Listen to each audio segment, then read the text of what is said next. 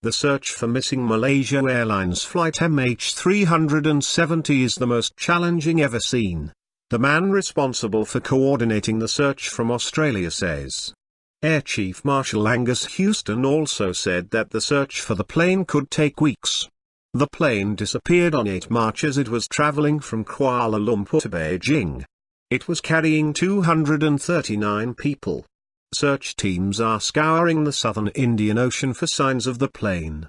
On Tuesday, the Malaysian authorities released the full transcript of communications between flight MH370 and Kuala Lumpur's air traffic control.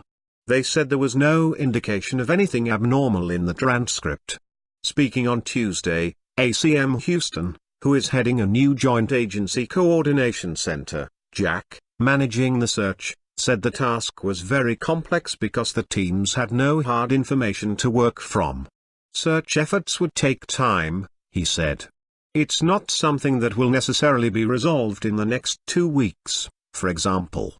10 military aircraft and 9 ships were scheduled to examine Tuesday's search zone, while an Australian defence vessel with a towed Pinja was en route to the area, he added.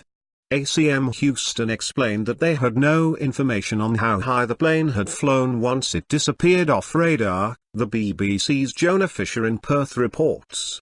A relatively small change in altitude could affect both the plane's speed and fuel consumption, and over the course of 7 hours dramatically alter the location of any crash site, our correspondent adds. Ms. Trust, it is now more than 3 weeks since flight MH370 disappeared. Malaysian authorities say that based on satellite data they have concluded that it crashed into the southern Indian Ocean. However, many relatives of the passengers on board have demanded proof that the plane has crashed, and expressed anger at what they perceive as a lack of information from the Malaysian authorities. Dozens of relatives of some of the 153 missing Chinese passengers have travelled to Kuala Lumpur in their search for answers.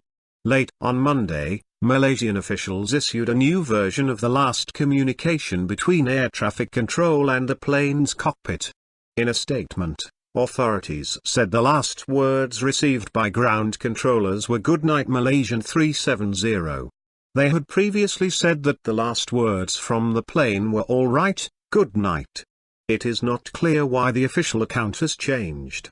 Correspondents say many family members of those on board have already been accusing officials of mishandling the search, and the latest change may add to their mistrust of the Malaysian authorities.